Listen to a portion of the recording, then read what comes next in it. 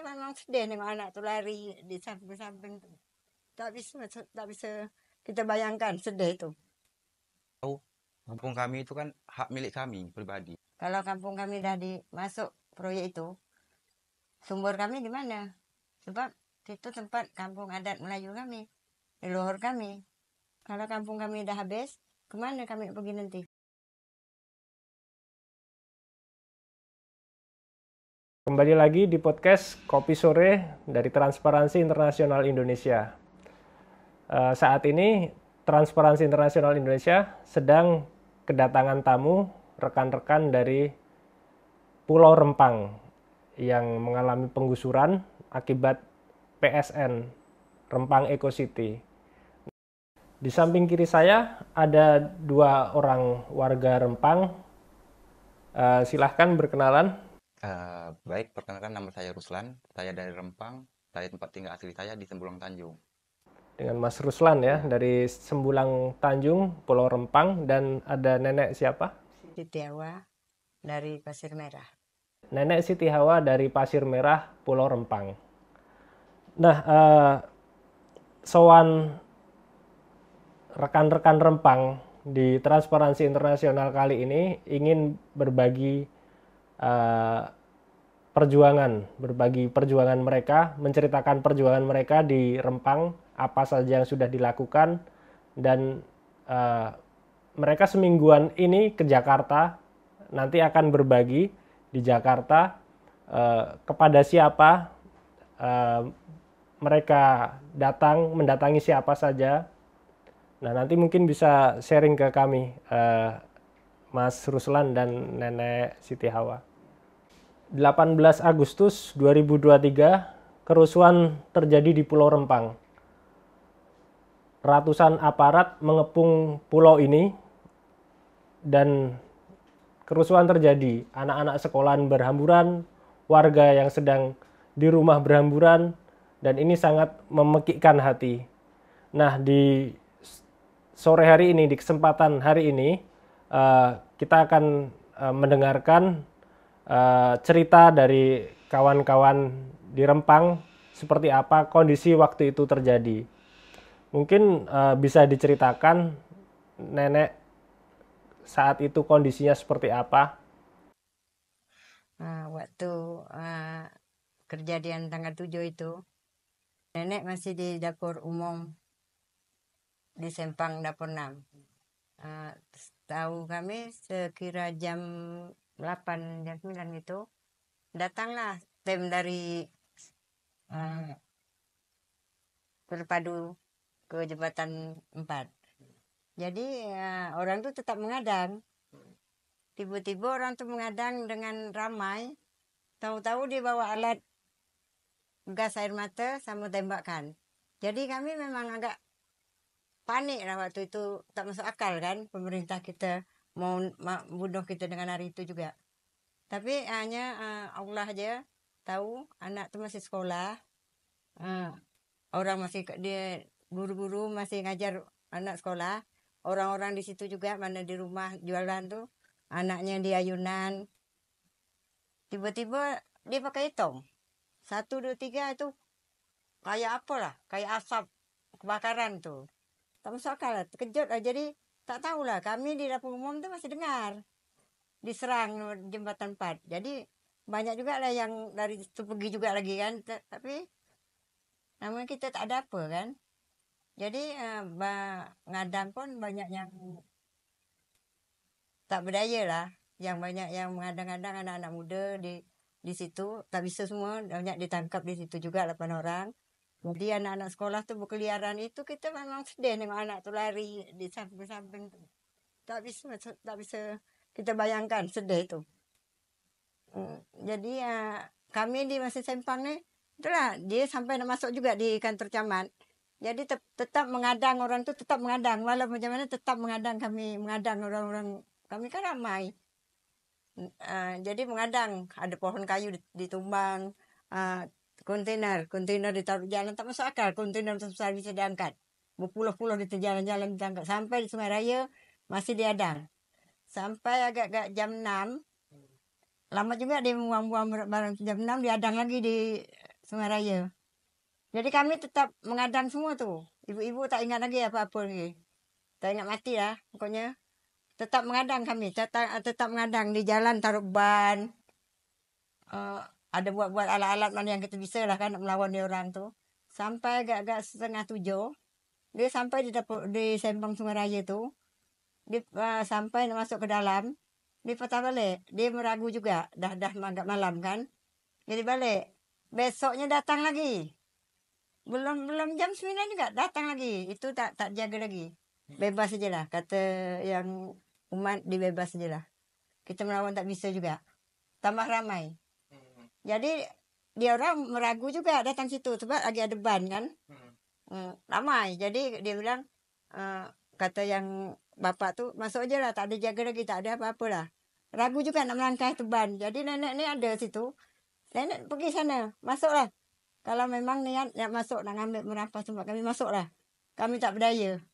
Jadi betul tak Nek? Betul. Jadi nenek bilang dengan warga-warga semua tu kan, orang di tepi semua, jangan diganggu ya. Kalau diganggu, nenek jamin. Jamin nenek.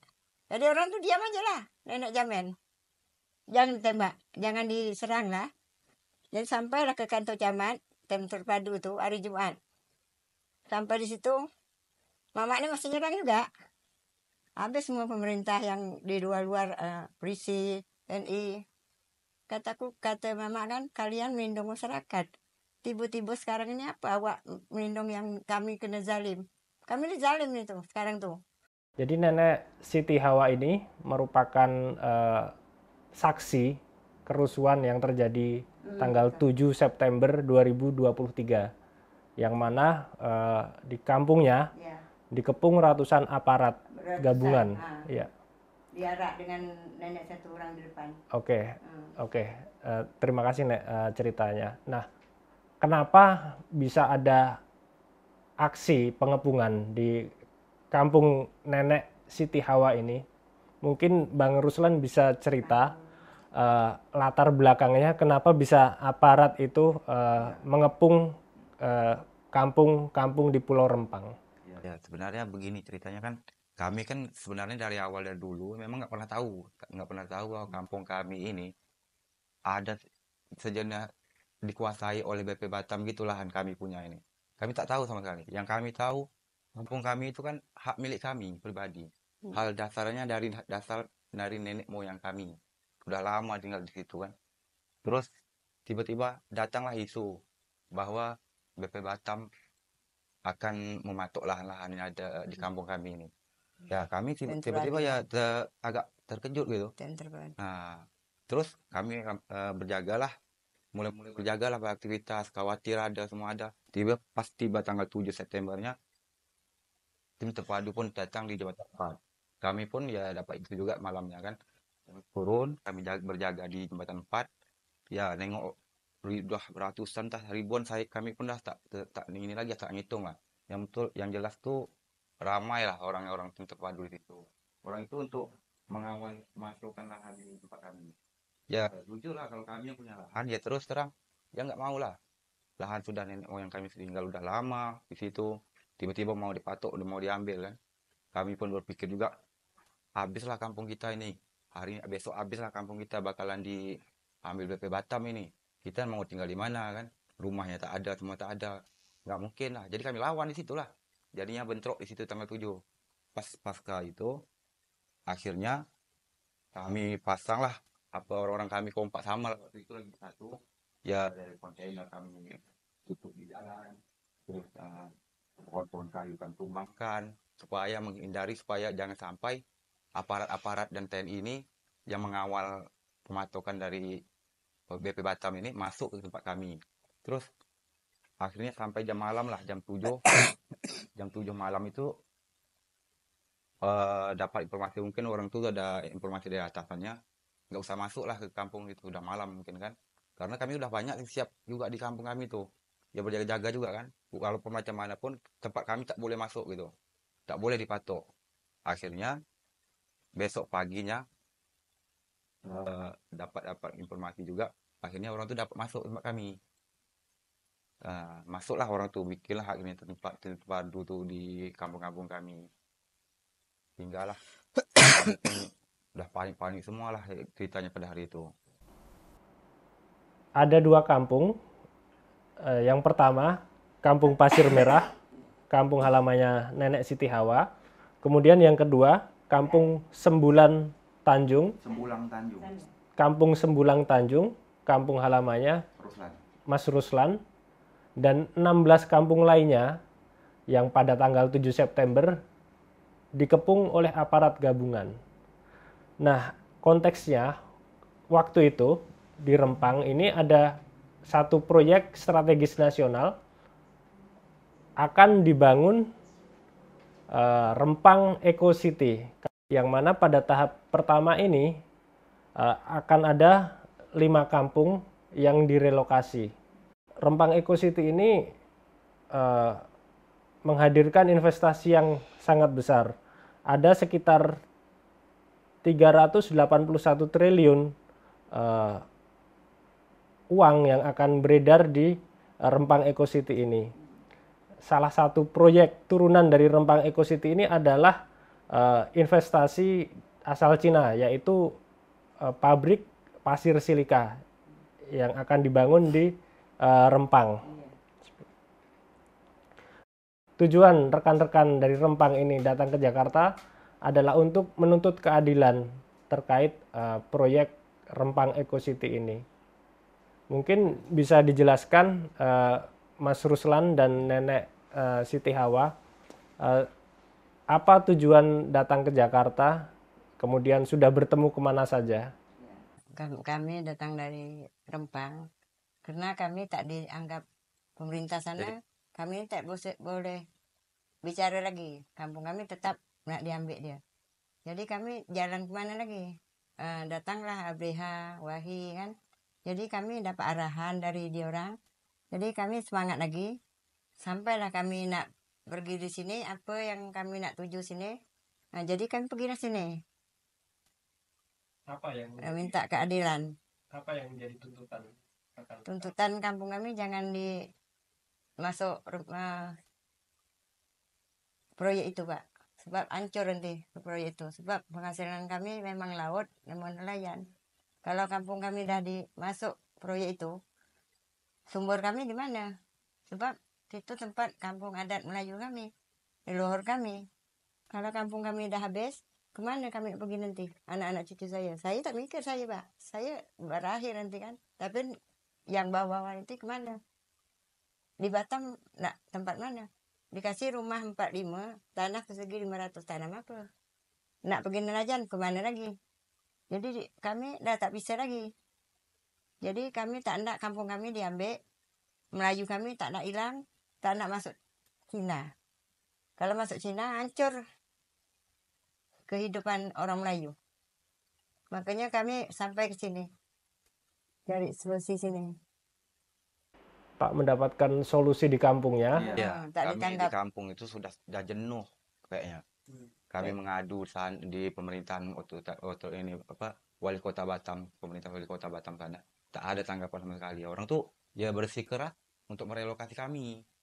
Tak ada kami dapat dukungan dari orang itu untuk kayak mana nih kampung kami ini harus biasa walaupun macam mana diterbitkan sertifikat kampung tua kami. Karena kami sudah berada di sana sudah ratusan tahun. Jadi kalaulah orang di kota kami yang kami bangga-banggakan, orang atasan dari harapan kami lah, bapak kami lah termasuk di sana kan, wali kota. Tapi sayangnya wali kota sana terangkap dua sebagai BP Batam. Nah, karena sudah tak dapat lagi tempat mengadu, kami berangkatlah ke sini, di Jakarta. Oke, di Jakarta selama berapa hari dan sudah kemana saja? Untuk ke Jakarta ini sudah 6 hari. 6 hari. Di situ kami sudah sampai ke Kementerian LHK, KLHK, keduanya ke Ombudsman, ketiganya ke Kementerian HAM, ke Komnas HAM, kemudian kami pada hari Rabunya kami ke melakukan aksi demo ke kantor Kementerian Perekonomian dan ke kantor Kedutaan Besar Tiongkok. Ya. Ada respon nggak dari institusi-institusi yang didatangi itu? Pertama yang kami temui di KLHK, orang dari Kementerian KLHK itu bicaranya ya masalah yang kami tidak pernah mengerti lah, yang tentang undang-undang dari aturan dari presiden. Ya misalnya unsur-unsur untuk membentuk sebuah kampung tua, sertifikat kampung adat itu. Ya kami nilai ya kalau untuk di Rempang sendiri berdasarkan unsur pembentukan sertifikat kampung adat itu kan harus berdasarkan ada 5 ya, pokoknya ada 5 gitu. Kalau untuk itu memang kemungkinan ya akan penuhi dari unsur-unsur dari yang negara bikin ini. Karena ya kami ya tahunya di Rempang itu kami sudah ratusan tahun tinggal di sana. Kami sudah pokoknya kalau hidup itu ya bergantung pada tanaman tua kami. Nah, terus ada di sana ada makam nenek leluhur kami di sana. Pekerjaan kami. Nah, kami tahunya ya itu aja. Kami tak tahu ya karena SDM kami rendah gitu.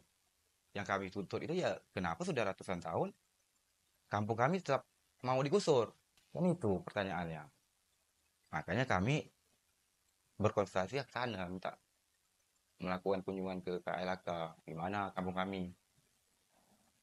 Saya baca juga rekan-rekan melakukan unjuk rasa di Kedutaan Besar Cina dan di Kementerian Perekonomian. Pada hari itu pada hari Rabu.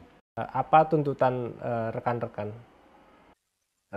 Untuk yang pertama itu ke Kedubes Tiongkok, itu tuntutannya itu kami minta perusahaan Xinji itu dibatalkan. Nah, tujuan kami. Jadi jangan sampai perusahaan Xinji itu jadi di Rempang. Karena dari segi yang sekarang terjadi di Rempang itu udah nampak mudaratnya yang besar. Apalagi kalau di perusahaan itu betul-betul masuk ke Rempang, secara ya kita nggak tahu juga lah ya kan. Mohon maaf sebelumnya setelah kami melakukan aksi itu kan memang nggak ada orang dari kementerian yang datang ke tempat aksi kami. Kemudian yang di Kemenko Perekonomian, apa tuntutan rekan-rekan? Tuntutan kami tuntutan kami kepada Kemenko Perekonomian agar investasi ini ya dibatalkan karena dari segi ekonomi ya investasi ini sudah tidak bukan untuk mensejahterakan kami di masyarakat Rempang, justru akan memusnahkan kehidupan kami, ruang hidup kami di sana. Kemudian untuk terkait harapan setelah ke Jakarta ini, apa harapan rekan-rekan atas perjuangan rekan-rekan dengan datang ke Jakarta? Mungkin Nenek. Harapan kami, pemerintah yang kami datangi itu dapat meringankan masalah di Rempang supaya kami ini dibebas dari bangunan proyek EcoCity ini. Kami minta hentikan, itu aja. Harapan kami juga sama. Demikian obrolan kami dengan rekan-rekan dari Rempang. Ada beberapa hal yang disampaikan tadi oleh Nenek Siti Hawa dan Mas Ruslan tentang tujuan mereka datang ke Jakarta, apa saja yang sudah dilakukan, kemudian harapan dari rekan-rekan di Rempang ini untuk penyelesaian konflik PSN di Rempang. Harapannya adalah mereka mencari keadilan dan kalau bisa PSN-nya dihentikan karena rekan-rekan di Rempang sudah merasa terganggu dengan PSN ini. Mungkin itu dari saya. Assalamualaikum warahmatullahi wabarakatuh.